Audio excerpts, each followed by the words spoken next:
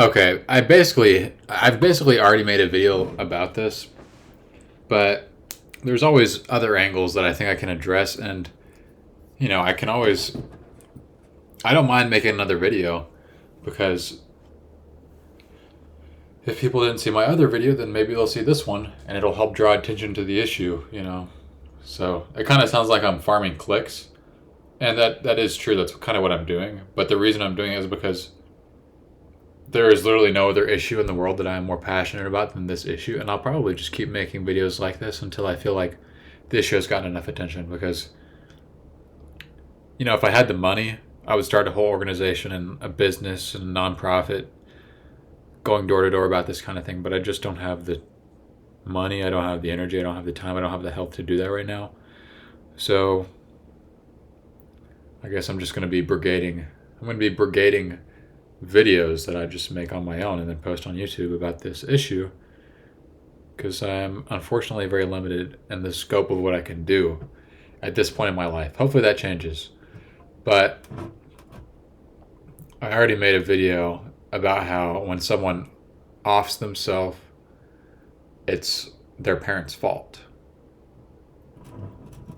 If someone kills themselves, it's their parents' fault. But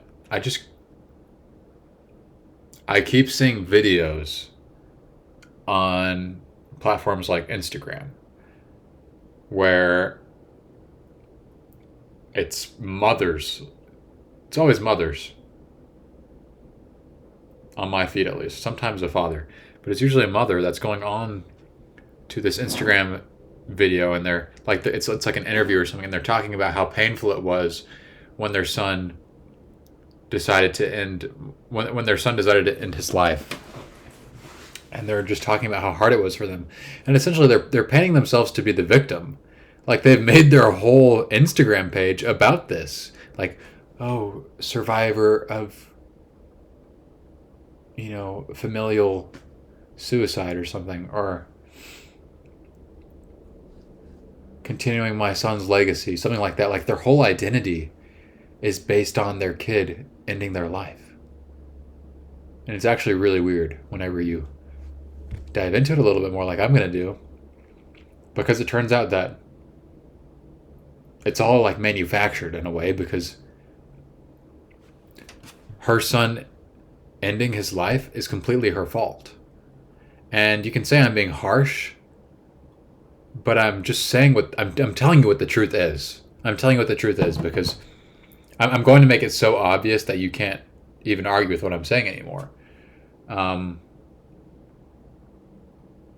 I'm just saying what the truth is, and it sounds harsh because reality can be harsh, and people have there's parents who have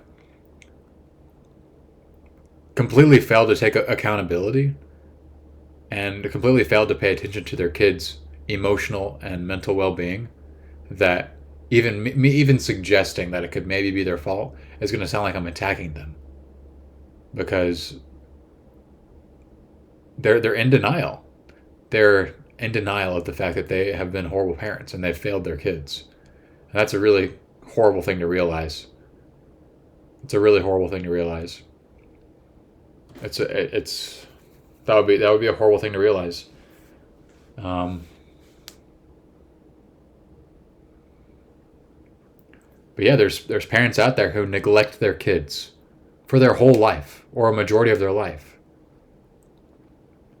And not only is this just like, it's not just happening in a random part of their life. It's not like it's just happening in like the latter part of these kids' lives. When the kids are in their 50s or 40s. No, the kids are being neglected in the most crucial developmental parts of their life, like when they're prepubescent or going through puberty, or when they're a little kid. It's all important from 0 to 25. But especially from like 0 to 16, 0 to 13. That kid needs you. And it's not like they don't just need a house. They don't just need food. Because those are things that can be provided to them in theory, without you being involved at all. Like, in theory, if I had the money, I could go buy those things for a kid, even though I'm not the kid's parent, you know? So, you getting those things for your kid doesn't really actually mean that you're doing anything as a parent, because anyone can go and buy those things for a kid. It's just money. Anyone that has the money could just go and do that. But could anyone go and just be there for that kid, like every day of their life, for 13 years, 16 years, 18 years, 25 years, and on and on and on?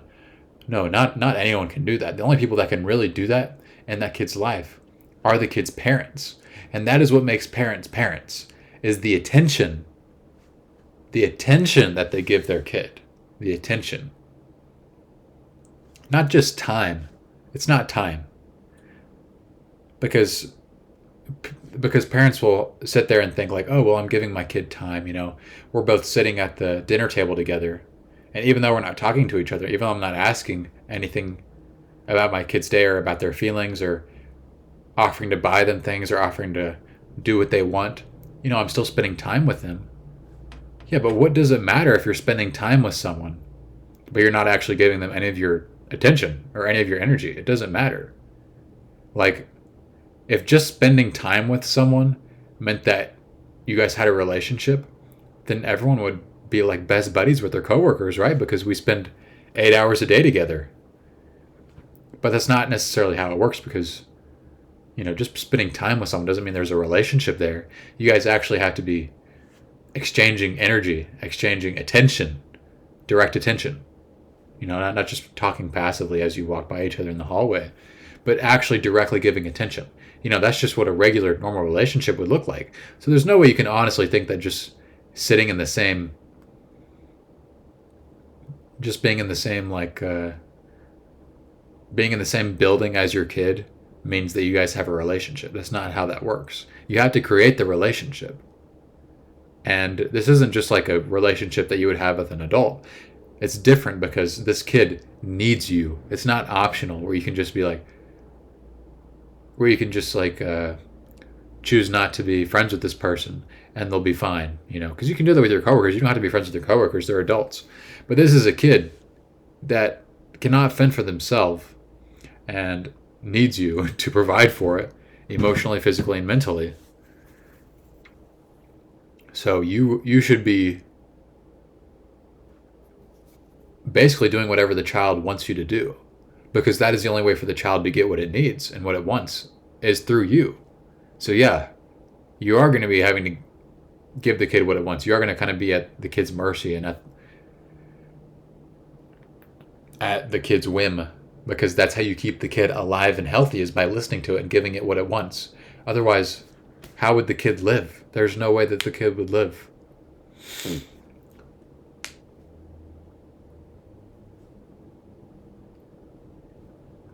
But it pisses me off beyond words when I see parents going on social media platforms and telling their story about, how their child committing suicide just broke their family. No, the kid didn't do it. The kid is the victim here. Your family is not the victim. You are not the victim. The parents are not the victim. The family is not the victim. The siblings aren't the victim. No one is the victim here except for the person that actually committed suicide. They are the victim. Otherwise, they wouldn't have offed themselves if they weren't the victim. Like, they are the one that got killed. How could you be the victim? It's crazy. It's like if someone got murdered, it's pretty obvious who the victim is, right? And you cry and cry over the fact that that person was killed. And you want revenge on the person that did it. You want justice. You want to make sure that the person that did it is reprimanded. But whenever suicide happens, it seems like people are just like, oh my God, what happened? What? Oh my God. But you got to realize this is a murder. This is a murder. And no healthy person kills themselves, ever. No healthy person ever kills themselves.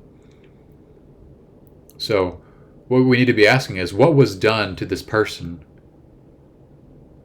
that caused them to murder themselves, or what wasn't done to this person that caused them to murder themselves.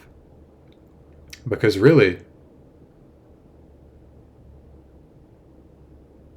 suicide is just indirect murder. That's what it is. Because again, what is actually making this person so psychologically and emotionally unwell that they murder themselves?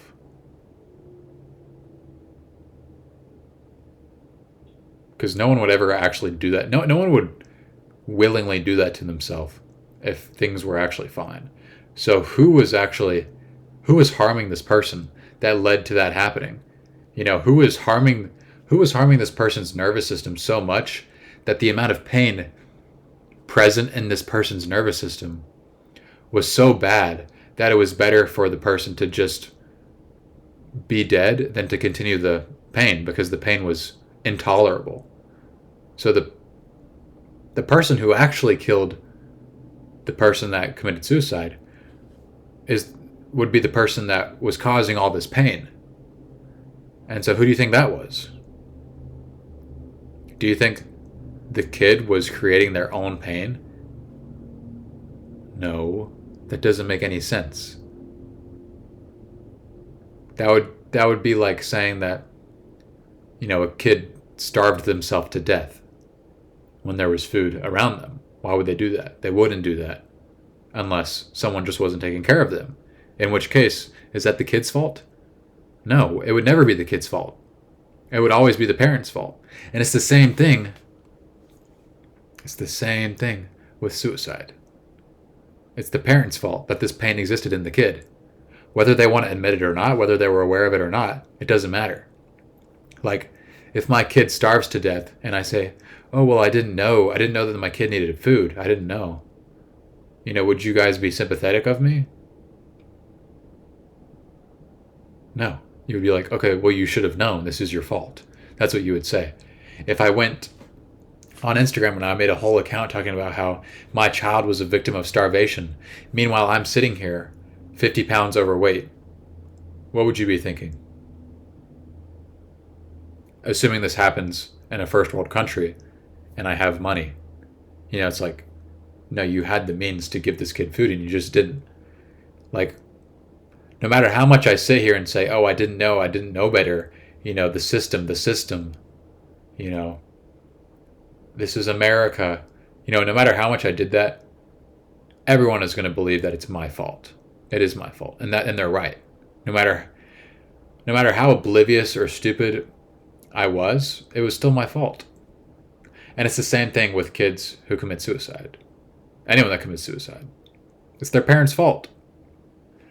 But the thing about like depression and anxiety, those things that eventually lead to suicide, is that it's not as like readily apparent as a starving person is. Like if someone is starving, you can tell, because they're going to be super skinny. But if someone is depressed or anxious, unless you're around them fairly often, you're not really going to be able to tell that they're actually suffering and, on the verge of death via suicide. You wouldn't be able to tell, because you can't just tell by looking at someone. You wouldn't just be able to tell by looking at someone by walking past them, But in the same way that you need food to prevent starvation, people need attention. Loving, caring, direct, tender, nurturing attention. Everybody needs that in order to not commit suicide. That's what they need. They need to feel good. Like, because there's more than just feeling good physically. Like, you can have no broken bones, you can have your organs functioning well. You can be at a good weight, and you can have good skin and all that, and still kill yourself the next day because you felt so awful. And that only happens because you were never shown the love that you needed. You were never given the love that you needed and the love that you wanted by your parents. And parents can sit there and say, oh, well, I gave my kid my everything. Well, you didn't. Your everything wasn't enough. And no, you didn't give your kid your everything. You didn't do enough. That's the point. Like you could have given your kid more, because we're in America. All right?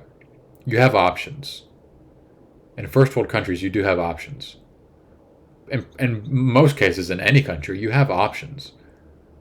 You know, there's really very few situations. There's really no situations, if any, where you know suicide is not preventable.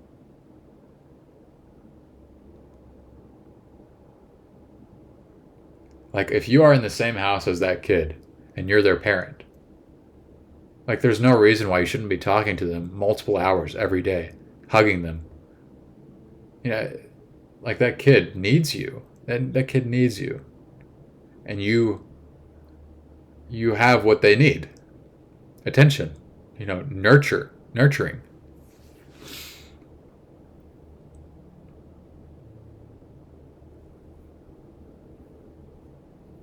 But yeah, anytime I see like an Instagram post where a mother is like basically victimizing herself because her kid committed suicide, I immediately comment and say, "You're a liar. You're not the victim here. Why are you painting yourself out to be the victim?" It's ridiculous. It's like if my kid got murdered by in a drive-by shooting, and I was sitting there saying, "Oh my God, our family. Things are going to be so hard for our family." And that was all I was saying. Like, no. What we would be saying, we would be saying, "This is horrible. How could someone do this to my child? We need to stop this." And you would take action. But that's not what happens with suicide. In these particular situations with these parents. It's like, "Oh my God, the kid committed suicide. This is so sad." And that's it. There's no call to action, because the parents are the ones who should have taken the action. It's their fault. They're the ones that actually murdered the kid. They indirectly murdered their child. It was a long, slow death. In fact, it probably would have been better if they had just shot their kid. It would have been better than them just leaving their kid to suffer and suffer for who knows how long. Years and years and years. Like, because suicide doesn't happen just because of one incident, just one case of abuse, 1 year of neglect. No, it happens when you've been abused and then no one is there to comfort you. No one is there to help you heal. Nobody is talking to you. No one is listening to the things that you want and need and giving them to you. When the people that are supposed to be taking care of you, your parents, they literally live in the exact same house as you and they just don't talk to you. When they're constantly complaining about how, they don't have enough, about how their life sucks so much, but yet they won't look past your bedroom door to see your suffering that's going on. That is 10 times worse than their suffering. Because they've got this chronic victim mindset because they've never healed from their own personal trauma. So they go on, these people with these victim mindsets go on to believe that they're, like, the thought of them victimizing someone else is inconceivable. They don't think that they're capable of victimizing someone else. They don't think that they're able of harming other people.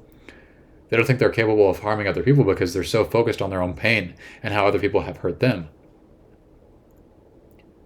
And they need to wake up. They need to wake up. Because anyone that has ever victimized someone has been the victim of someone else. That's how the cycle continues. So you're delusional. You are delusional if you think that you are incapable of hurting someone, or that you've never hurt someone just because other people have hurt you a lot in your life. It's like these mothers and these fathers who have had kids that have committed suicide, they need to wake up.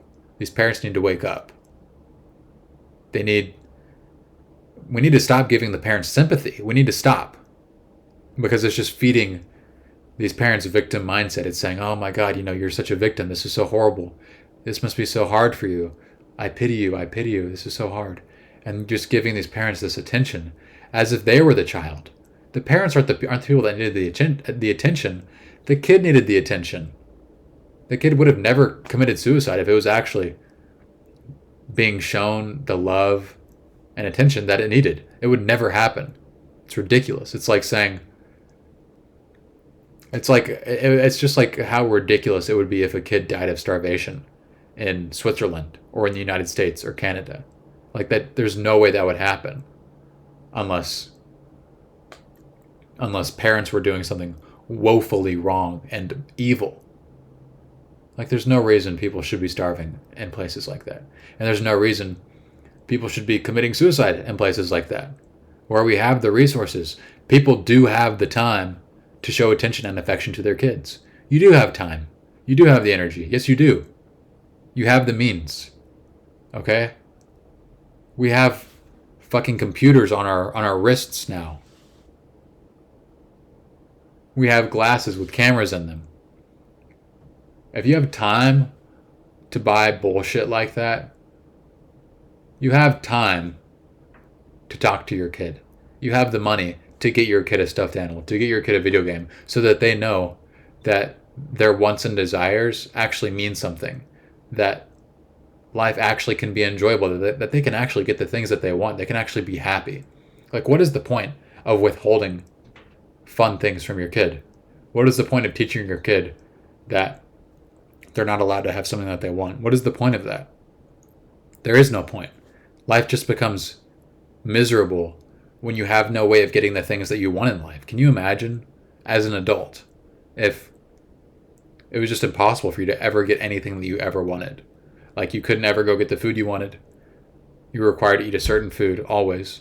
You couldn't ever go and watch a movie or a TV show you wanted. You could never talk to the people that you wanted to talk to. Like that's how some kids' lives are. Their parents don't allow them to have anything that they want. Why would you expect the kid to be happy? Of course they're miserable. And it's directly your fault. I shouldn't even say that it's indirect. It's directly your fault. It directly traces back to you. Because you can see, oh, this child committed suicide when they were 15 years old. Huh. Who were they living with for 15 years? Oh. Mrs. Smith and Mr. Smith. Huh. Who was responsible for this child's physical well-being? Oh, Mr. and Mrs. Smith. They agreed to that. Okay, who was responsible for the kid's emotional well-being? Oh, also Mrs. and Mr. Smith. Okay, so then you failed your child. You killed your child. That's what you did. You failed to give them the emotional nutrition that they needed.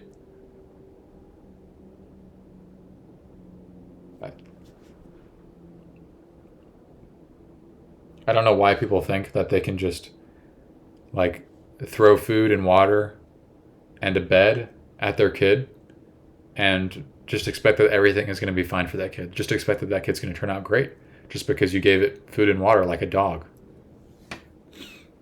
No. There's definitely people out there that give more affection and attention to their dog.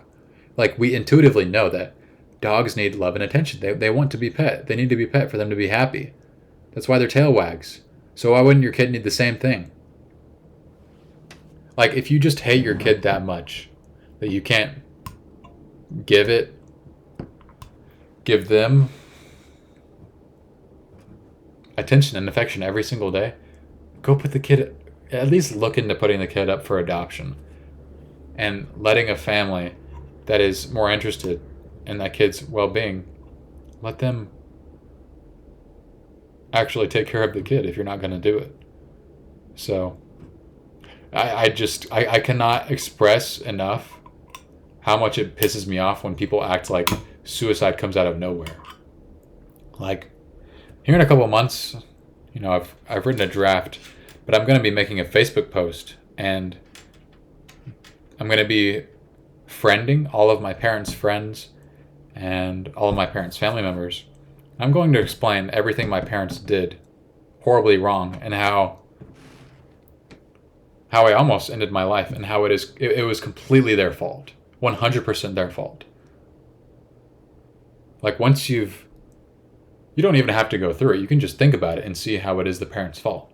But me going through it firsthand and remembering all the shit I had to deal with, it was 100% my parents' fault. There's no one else to blame except for my parents. 100% my parents' fault. And what's infuriating is if I had actually gone through with ending my life, which if I had actually attempted, it would have 100% been successful because I wasn't using a method that could have failed. But if I'd actually done that and attempted and succeeded, my parents, I know for a fact, because of the people that they are, they would have made a Facebook post and they would have talked about how it's been so hard on them. And people would have sent them food. People would have paid for their dinners, and brought them meals for weeks on end. Meanwhile, it was their fault the entire time. It was entirely their fault. And that should really piss people off.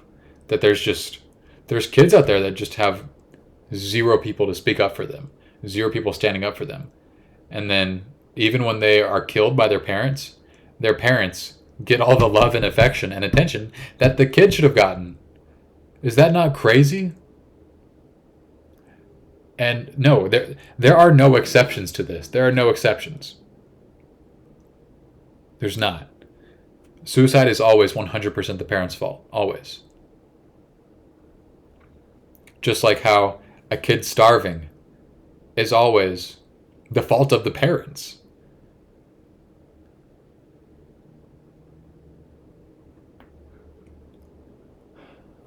Like,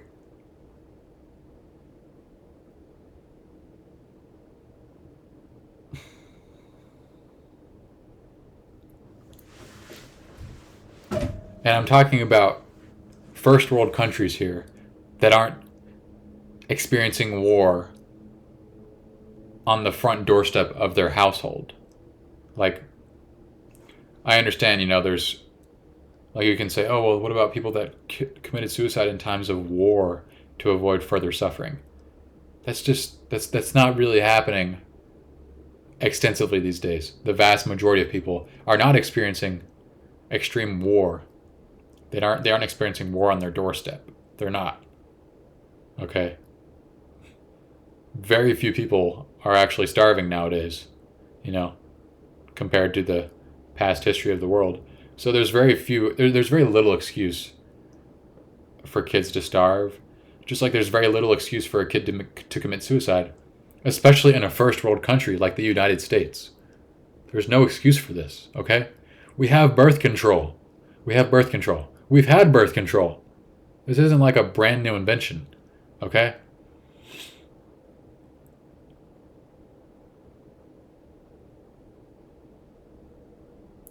And I guess you could actually find an exception where maybe it wasn't the parents' fault, because maybe a woman got raped, a girl got raped when she was 14 years old, and was forced to go through the pregnancy and had the kid, and there was no one to take care of that kid, just like there was no one to take care of the girl when she was 14. And so I don't know, maybe the woman abandons her baby because she can't bear to live anymore and she can't take care of the kid, and so she abandons the kid, and the kid grows up in an abusive household or something.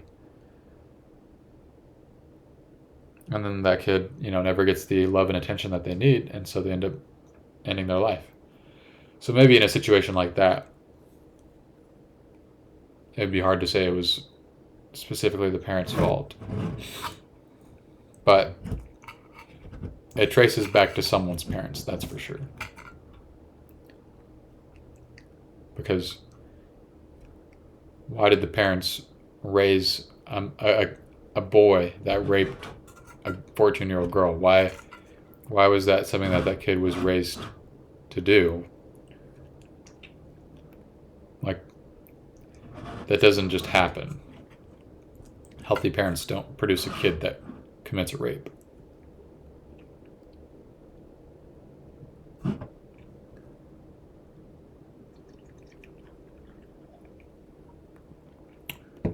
But yeah, I hope I get flack for this. I hope I do. I hope it ruffles some feathers. I hope some people have some gears that start turning in their head. Because they should get angry. And hopefully after they're angry at me, they're able to actually direct that anger back at themselves. And realize, oh God, this was preventable. Oh my God, I spent 14 years as a stay-at-home mom and my kid committed suicide. Literally my only job was to be a mom. Like, if you were a full-time stay-at-home mom and your kid commits suicide, do you think you were actually mothering that child? Do you think you were actually being nurturing to that child? If thoughts of death were so constant in the kid's head that the kid actually went through with it, do you think you did your job? No. If you took a kid to a daycare and they just took and you paid them to take care of the kid 24/7, 365 for 14 years, and then that kid commits suicide, would you be mad at that daycare? Would you say that the daycare messed up? Yeah, you would. That daycare would go out of business if they had a kid commit suicide. So what does that say about parents who have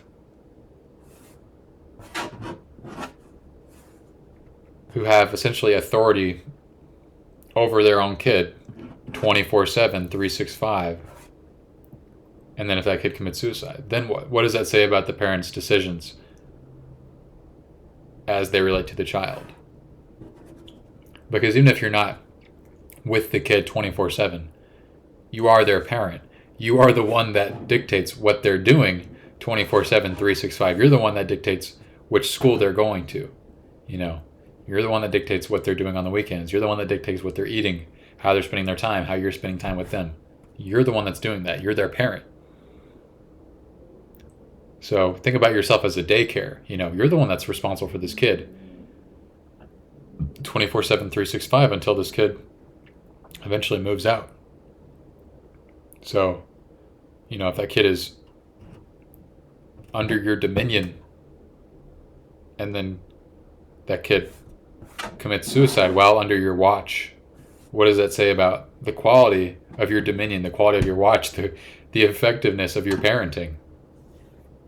It shows you did a horrible job because, daycare that had kids committing suicide, you know that there's something going on there.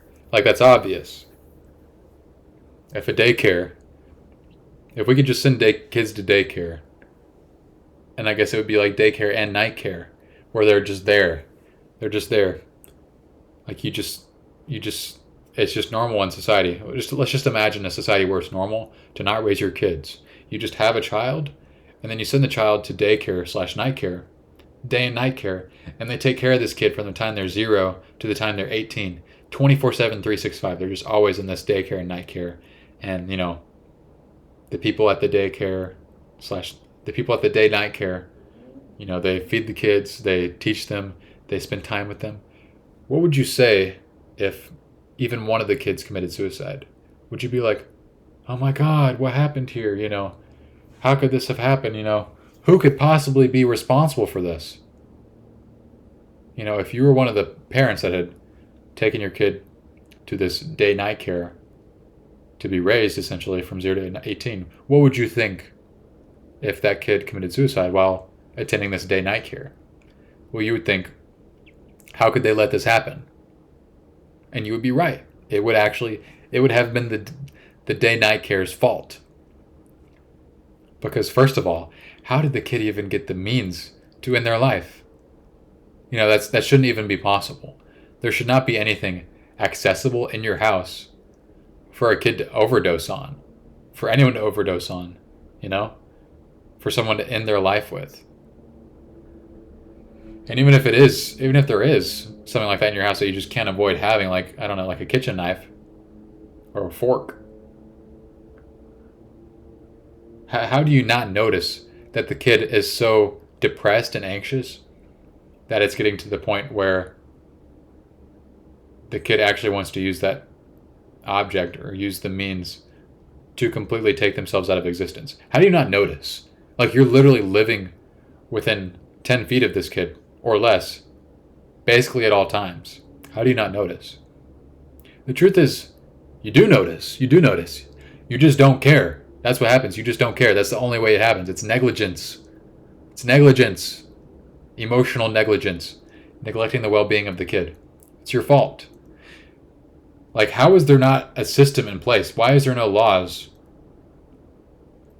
There should be something like a system that investigates when kids commit suicide. Thoroughly. Not just investigating the means of, how did they end their life, but what were the circumstances here? How could this possibly happen? How could the parents let this happen? Because I'm not talking about accidents here where a kid is playing with a handgun or something and then shoots themselves in the face. I'm not talking about that. Because then that isn't a suicide, that's an accident.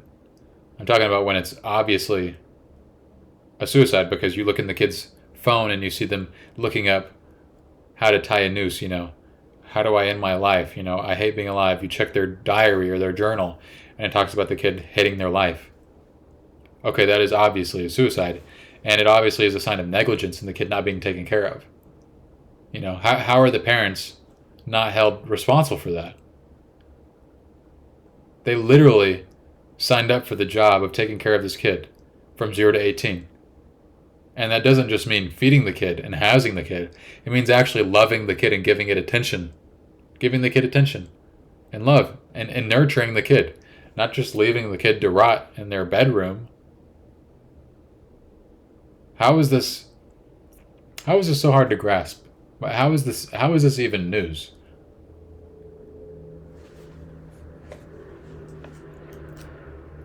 Hopefully everybody that's watching this is nodding in agreement with me. Because it's obvious that suicide is the parent's fault. Why wouldn't it be?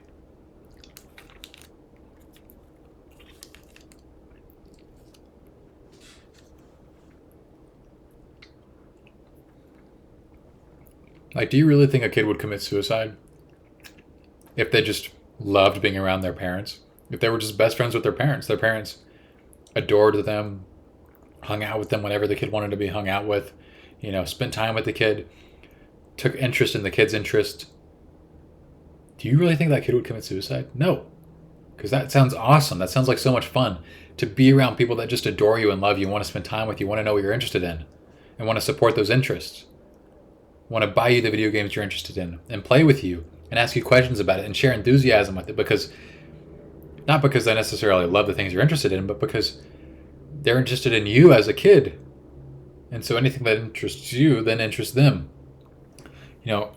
Growing up in that kind of situation, you would never be depressed. It doesn't happen.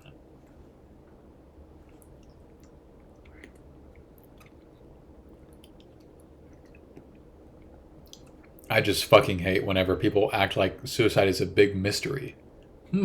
How could this possibly happen? Because this person was never cared for, ever? That's how. Yeah, they were fed, clothed, bathed, and housed. And that's where it stops. That's it. They were never hung out with by their parents. They were never hugged or kissed by their parents. They were never really listened to by their parents. Their parents didn't regularly buy them the things they wanted or allow them to actually partake in their interests. The parents didn't allow the kid to hang out with the people they wanted to hang out with. Like, it's really not that complicated. The person didn't have their emotions taken care of. The person wasn't respected emotionally. The person's feelings weren't respected. Because kids are people. They're no less people than adults. They're not. In fact, I would argue their innocence makes them even more of a person. Because they're even more pure than an adult is. They're untainted, They're not traumatized yet whenever they first come out the womb. The only way they can be made worse is by the environment they grow up in. That's the only way things can get worse for them, is if their environment is bad. That's the only way.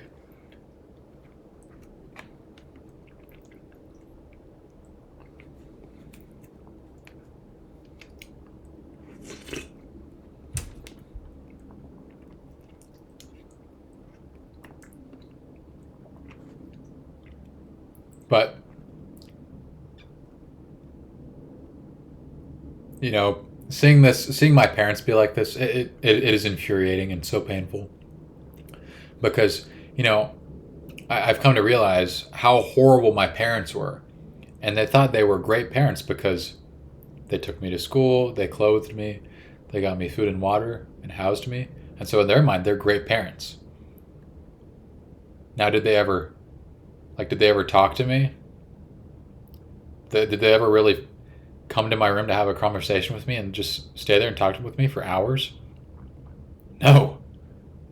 Did they ever ask me how I was feeling and do that continually? Did they ever treat me like a friend? Did they treat me like a person?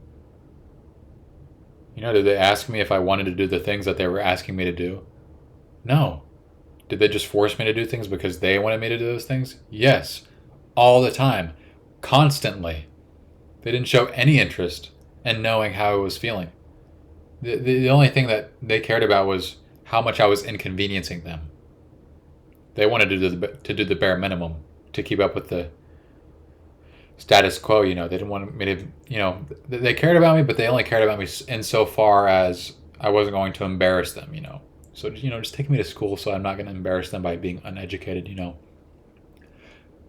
Relentlessly pressure me into being academically successful and, getting into college so that I'm not an embarrassment to their friends and family,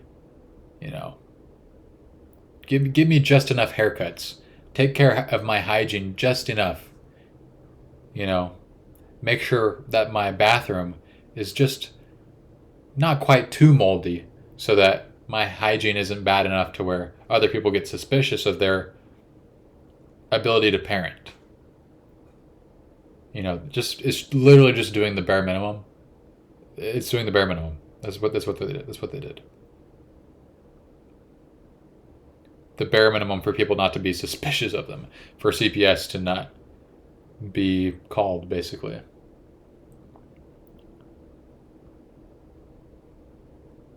But what is so heinous is how my parents would, look at other people and be like, man, some people really shouldn't be parents. I remember I used to hear that from my parents. They'd be like, yeah, man, some people really shouldn't be parents.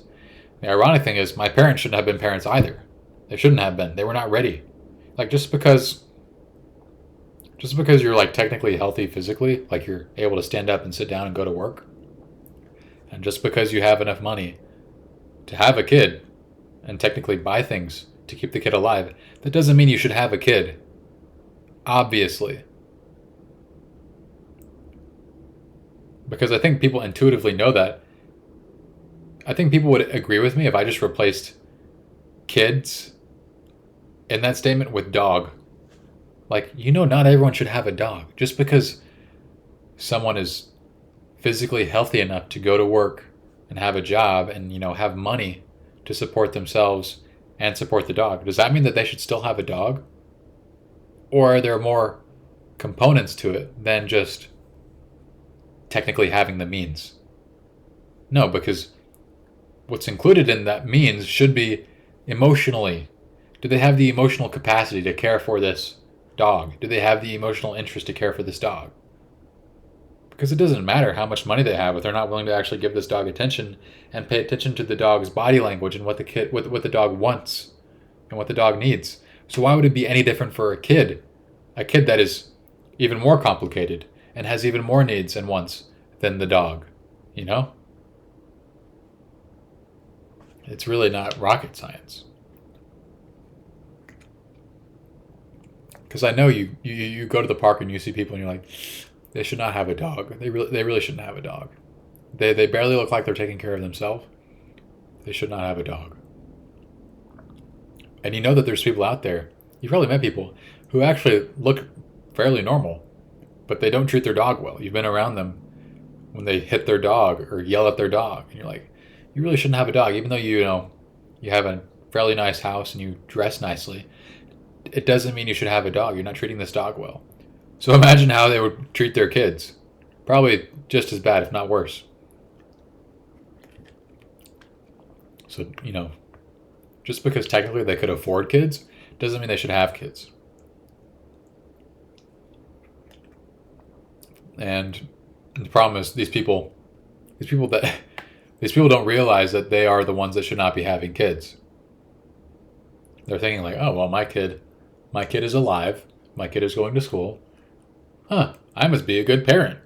Huh? Oh, my kid is alive. My kid has a job. So I must have done a great job. That's the kind of thing that they think. Oh, my kid is not a serial killer. I must have done a great job. No. Is your kid happy? Is your kid happy to be alive? That is the standard. That is the metric to determine your success as a parent. Does your kid like you? Does your kid desire to be around you? Does your kid want to be with you? Does the kid want to be with both their mother and their father?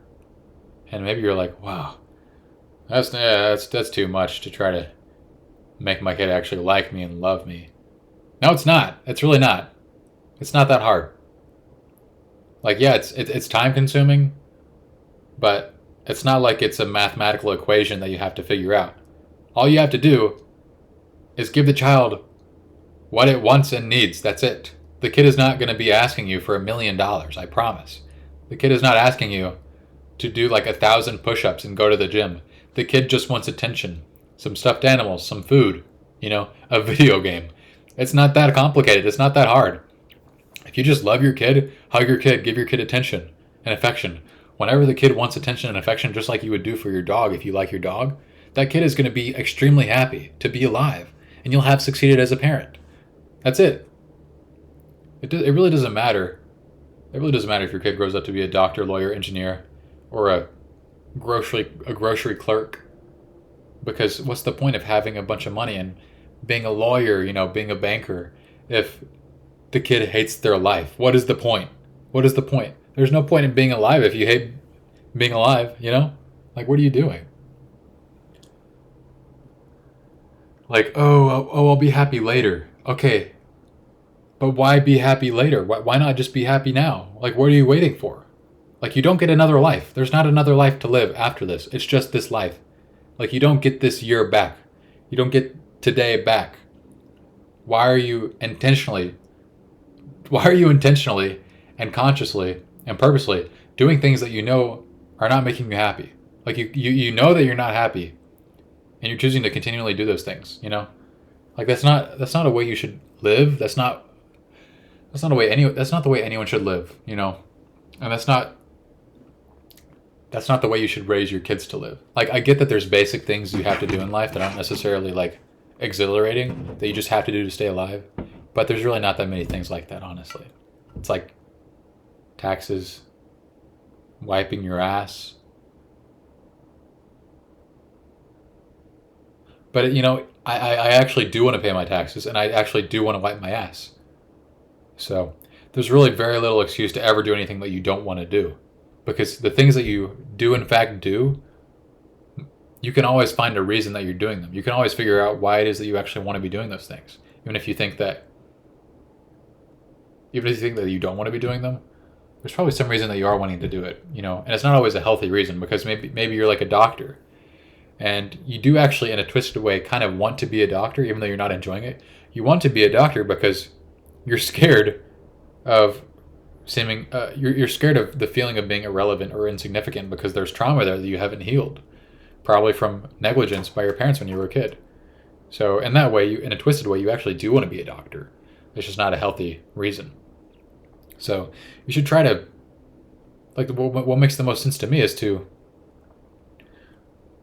do what you want, as long as the reason you want to do it is like genuinely a good and healthy reason, And it's not like avoidance, Like, I do genuinely want to wipe my ass, because it'll make my ass not smell like shit, and it will make my ass clean.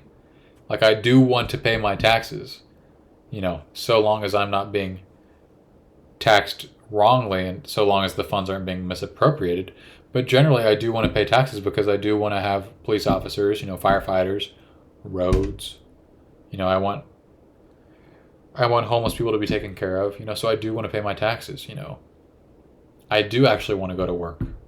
Now, do I specifically want to work at this job? Maybe not. Okay, so then maybe I should start looking for another job. But I generally do want to work because I want the things that work buys. And Maybe I don't specifically like this job that I'm at, but there's options. You generally have options. So there's just very little excuse to be miserable or to raise anyone to be miserable, because you have free will, you have options in life. No matter where you're at, you do have options. You do have the freedom to make a choice. No one can make you do anything ever. Because if someone is making you do something, then it's not even you doing it anymore. It's them doing it through you. It's them doing it. If they're literally enacting mind control on you to make you do something, is it really you doing it anymore, or is it them doing it with your body? So unless it's mind control, it's always you. It's always you doing it. It's always you making your decisions. You always have an option. You always have the freedom of choice, free will, all that.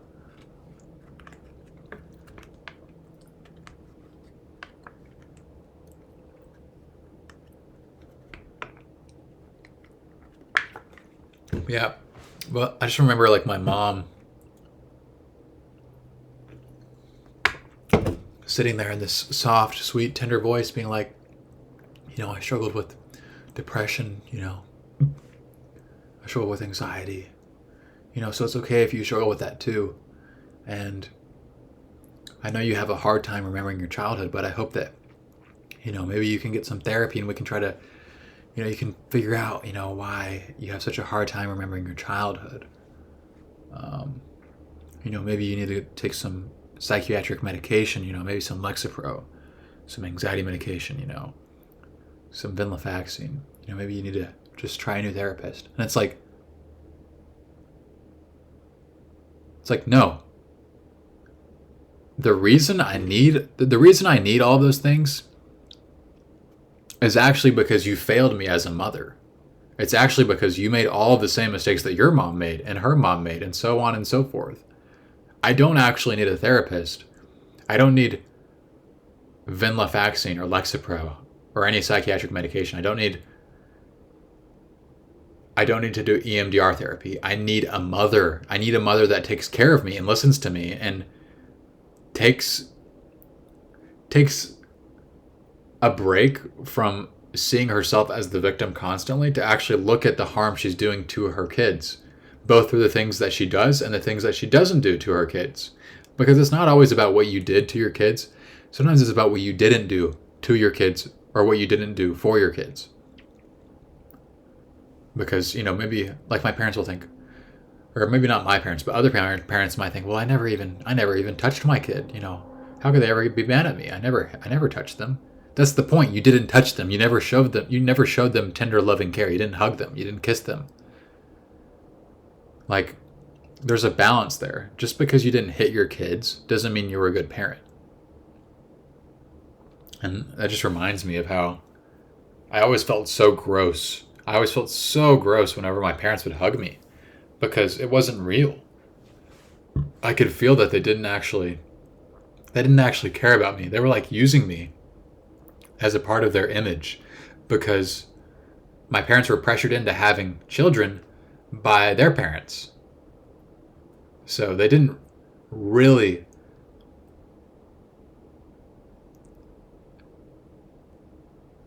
have me 100% because they wanted to. A lot of that was pressure to have me as a kid, which is crazy that was ever that's a thing. That's crazy. Like, do you pressure people into getting a dog, into getting a goldfish? No, because not everyone would actually want a goldfish or a dog, or a cat or a parrot. Even if I'm a parakeet owner and I love my parakeet, I'm not going to try to pressure someone into buying a parakeet, because I know those things screech like crazy and they're a lot to take care of, so if it hasn't crossed your mind to buy a parakeet, maybe you better not buy one, because it's a lot. Maybe I like throw you a brochure once, or just bring it up once in conversation, but I'm not going to constantly berate you or try to pressure you or make you feel guilty about the fact that you don't have a parakeet, because, I didn't get a parakeet to flex on people. I didn't get a parakeet to prove to other people that I'm a good parakeet owner. I didn't get a parakeet so I can feel superior to people that don't have a parakeet and then feel better at myself when I convince them to get a parakeet as if I'm some sort of parakeet salesman because I just got a parakeet because I enjoy taking care of a parakeet. So it should be the same thing with a kid because kids are like 1,000 times more to take care of, more of a responsibility than a parakeet. So you shouldn't be like pressuring kids onto people because it is a huge commitment. Like, why would you want to pressure someone into having kids? Why? Why do you need that to make you feel better about yourself? Are you like a child salesman or a child saleswoman? Why? What do you benefit from by convincing someone else to have kids? Like, I promise you there's a family out there like the Duggars that's having like 25 kids that's going to make up for this person that's deciding not to have one kid or deciding not to have two kids. And even if the Duggars' 25 kids don't cover one person not having two kids, I promise you with our technology in the first world, we're not going to die out, okay? We have technology that can help cover our gaps in labor, I promise you. Okay? We have policies that we can enact if our population starts declining too much, okay? We're smart, okay? Remember that? We're smart. We don't have to force ourselves into having kids that we don't have an interest in taking care of to continue our species. We don't need to do that. Like, there's enough kids that end up on the streets for you to realize that it's not as simple as just having kids. You don't just create a kid and then, oh, well, everything's going to be fine. The human race has continued. No, that kid actually needs to be taken care of, okay?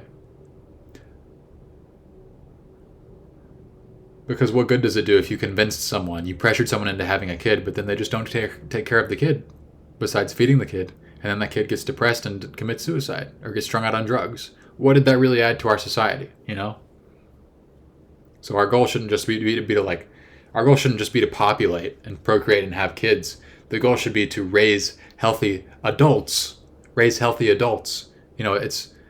that should make you think more long term. A wider frame of view. To not be so short sighted. Like you're not having kids. You are having an adult.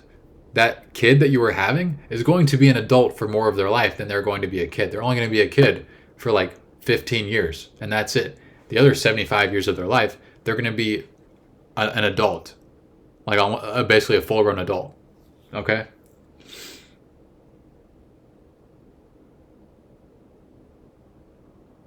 It was just gross how my parents would just basically use me as a trophy just to make themselves feel better about themselves as people. Like, look at this kid we raised. Look how perfect they are. Look at their resume. Look at their accomplishments. Like, no, those aren't my accomplishments. Those are your accomplishments. Like, I never wanted to do those things. You forced me to do those things. I didn't accomplish those things. You were just trying to do those things through me.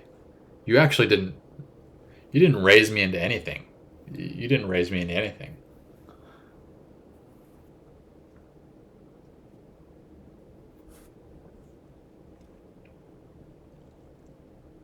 And, now that I've lived through it, I can see it so quickly. I can see so quickly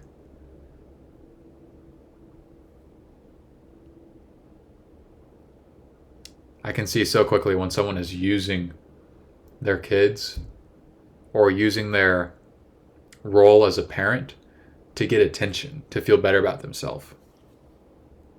You can tell.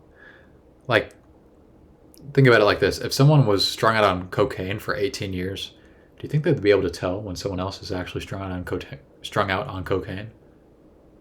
Yeah, I think you would probably believe them.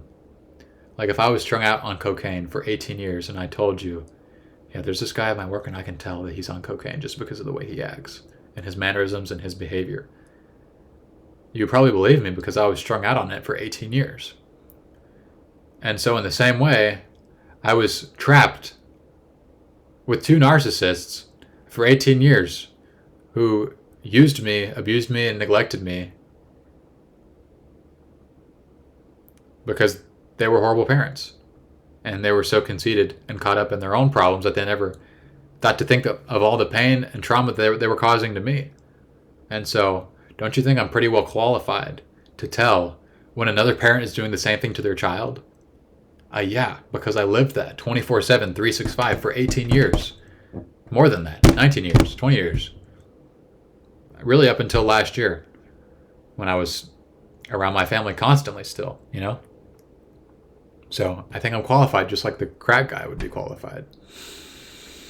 And I can tell. I can see it immediately in people's behavior and in the way that they talk about their kids and the way that they present themselves as a parent, the way that they present their relationship to their kid. I can tell when they're using their kid as an object rather than treating them as a person, when they're using that kid to feel better about themselves as a person, when they're using that kid to get attention, when they're using that kid's suffering to get attention for themselves.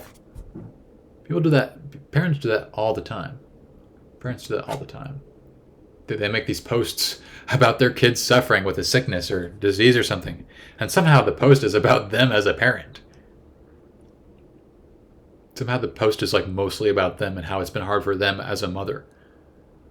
Like, what about the kid, you know? And especially in these situations where a kid has depression or anxiety. Yeah, this wasn't like this depression and anxiety. It's not like it was some mystery virus that infected your child like it's a incurable disease or like cancer or something. Like, it's not a mystery. You're the one that infected your child with this disease. You did this. Like, you're the reason that your kid is like this, you know? And so when you're on the outside looking in like I am, when you've lived this, you know, it's infuriating. It's infuriating to see the people that are the perpetrators, to see the people that are the murderers essentially just getting away with it, to see them getting away with it and then being so manipulative that they get the audience to feel bad for them when they're the ones that killed their child.